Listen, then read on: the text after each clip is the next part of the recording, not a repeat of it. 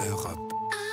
Europe 1. Le fin mot de l'info. Bonjour Raphaël Antoven. Bonjour Patrick, bonjour à tous. Est-il contradictoire de dénoncer que des enfants soient délibérément privés de leurs parents au Texas, tout en militant pour que les enfants soient délibérément privés de père avec la PMA sans père? C'est à cette comparaison de la Manif pour tous que vous avez choisi de vous attaquer ce matin. Oui, parce qu'à première vue, l'argument claque.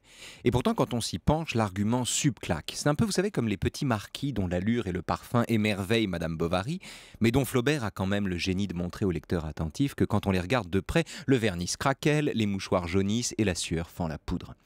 Que dit la Manif pour tous? Qu'il est contradictoire de s'indigner du sort des 2000 enfants séparés de leur famille par un président connard, tout en militant pour l'extension de la PMA à toutes les femmes qui, si la loi l'autorise, aura immanquablement pour effet de produire des enfants sans père. Et que vaut ce parallèle à vos yeux? Il ne vaut pas un clou, mais il mérite, je crois, qu'on le déconstruise.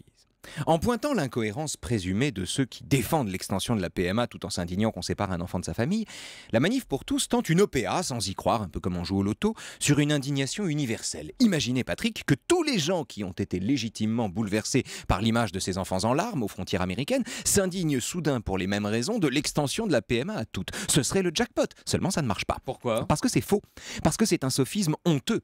Les enfants qui sont nés sans papa se sentent-ils aujourd'hui dans la même situation que les enfants qu'on arrache aux bras de leurs parents?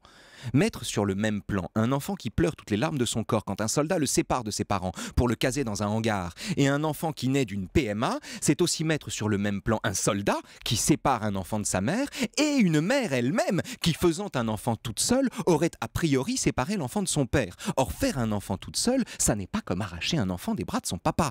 On peut trouver désolant que des femmes donnent le jour à des enfants sans père, mais il n'y a aucune commune mesure entre le préjudice objectif de l'enfant qu'on arrache et l'éventuel préjudice, soluble dans l'existence, d'une naissance sans papa. La Manif pour tous voit une incohérence dans le fait de défendre l'extension de la PMA tout en s'indignant du sort des enfants de migrants américains, enfin, candidats à entrer en Amérique. Or, l'incohérence est à l'inverse, du côté de ceux qui s'indignent qu'on arrache un enfant à ses parents et voudraient dans le même temps, en luttant contre l'extension de la PMA, priver une femme de donner le jour dans les conditions qu'elle souhaite. Comment peut-on souhaiter à un enfant l'amour de ses parents tout en déniant à une future maman le droit de donner à l'enfant l'amour dont elle-même est capable? Le fin mot de l'info. On n'est pas séparé du père que nous n'avons pas eu à la naissance. Raphaël Antoven. À lundi, qui vive? Ah oui, qui vive avant-dernière. On parle de 1984, de George Orwell, 1984 à travers les âges, en compagnie de sa nouvelle traductrice, José Camoun chez Gallimard. C'est passionnant, dimanche 13h-14h. Europe. Europe 1.